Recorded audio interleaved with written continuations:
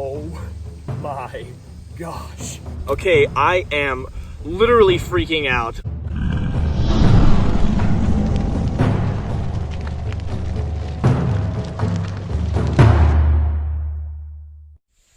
Okay, so for the first time in Jack's World of Wildlife history, I have been so physically exhausted that I could not cognitively film an episode.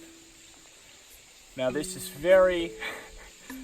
brought me much frustration because this animal that I was able to film a very limited amount with is one of the highlights of my trip, easily.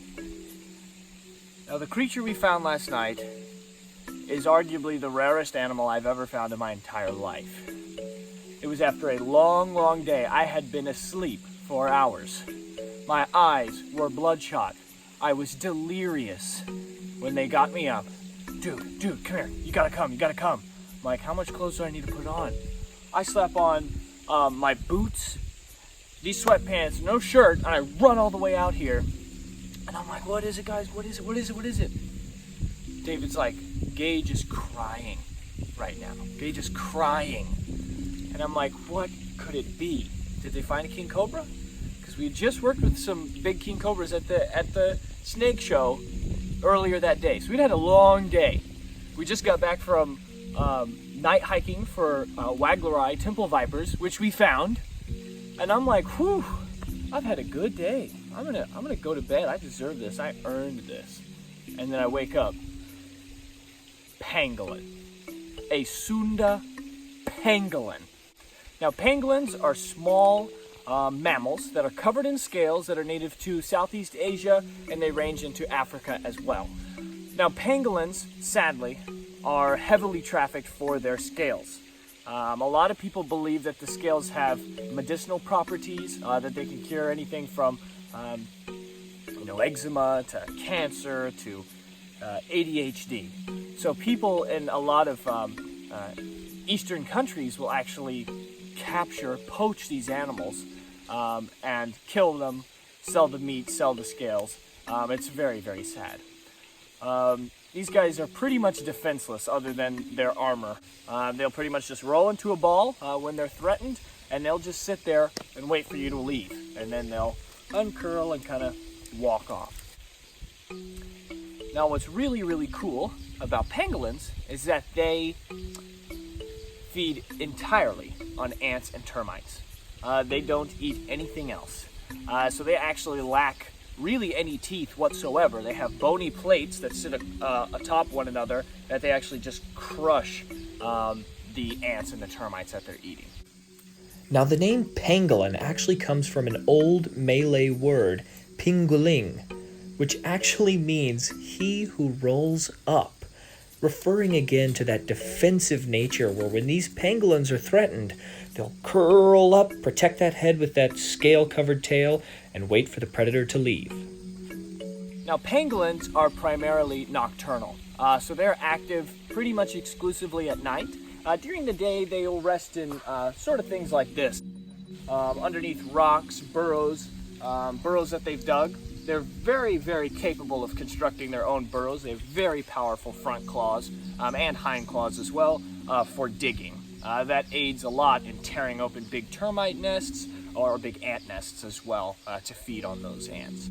But pangolins are not very intelligent. They have a pretty small brain in comparison to a lot of other mammals. So as soon as we were done filming and taking our pictures, he just kind of waddled off back up through the forest. Ridiculous. We did not even expect to see one. I had my fingers crossed that we would see one, and I was so upset last night because I was so physically exhausted that I could barely even talk. I was just sitting here like, there's a pangolin. There's nothing else that I could say. Pangolin. Wow. That's all I have. Just we found a pangolin. Here's the night before. Okay, I am literally freaking out. I was drifting off to dreamland when David comes in. He's like, dude, get up. You gotta get up. come now. And I was like, how much clothes do I need to put on? He said, just come. So I slapped on my boots, I slapped on my sweatpants, and I run without any socks in my snake boots to find the best thing we could ever possibly find. This is a pangolin, which is the most heavily trafficked animal in the entire world. All for those lovely, lovely scales. Now, pangolins fill a small but necessary niche in the forest by eating ants and termites. Oh man, I'm so tired. But this was definitely worth it.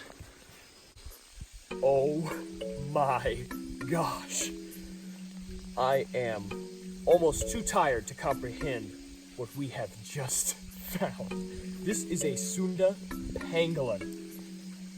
Now, as I mentioned before when I was going a little crazy, pangolins are among the most, if not the most, heavily trafficked animal on the entire planet.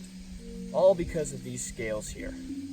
These scales are thought in a lot of Eastern countries to cure many different ailments, from cancer to asthma.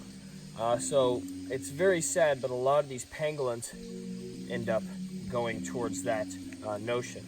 Hey, oh, come here. He's poking his little head out. Look at him. So this is what they do when they feel threatened. They curl all the way up. They use this very, very thick tail just to wrap around to protect the head. Wow, this is amazing. I'm so tired, and I was already asleep. And David was like, "God, come on!" I was like, slap on my sweatpants, slap on my flip-flops, start running. Look at him. So they have this elongate snout that they actually will use to lap up ants and termites. They have a very long tongue. Essentially, like an anteater, an armadillo, and an echidna all had a baby. Wow. Fantastic. You're cute, aren't you? You are so cute. I'm sorry we're bothering you so much. All right, well, I don't want to stress it out too much. So I'm going to leave this little guy to keep on doing pangolin stuff, tearing through termite nests and licking up ants. Pangolins. That's great.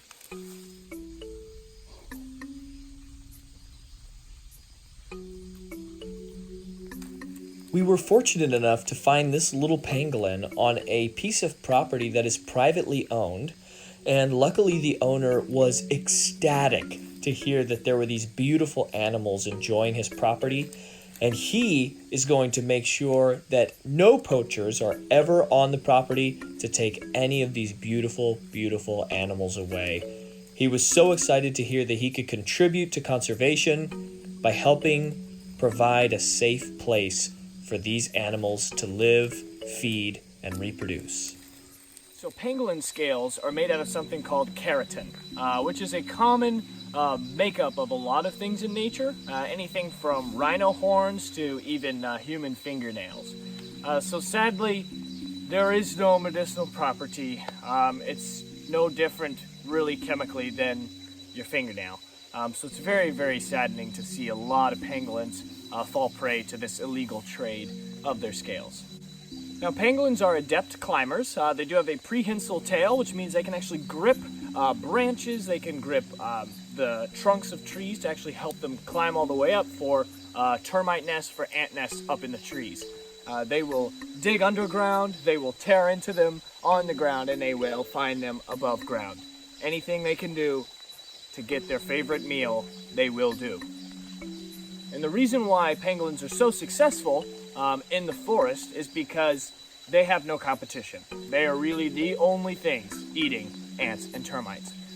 So just like the echidna in Australia, even if you're a less intelligent, less equipped mammal, if you have that tiny little niche of what you're doing and nobody else is bothering you, then a lot of primitive, quote-unquote, mammals can actually do very well because they are finding their little place where they fit in, and that's where they go.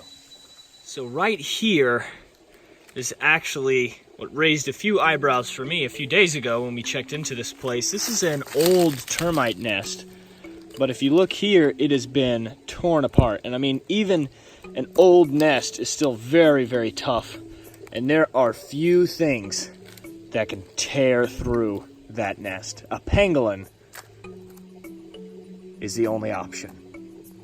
So I had my suspicions that they would be here, but not until we found one was I absolutely sure. That is fantastic.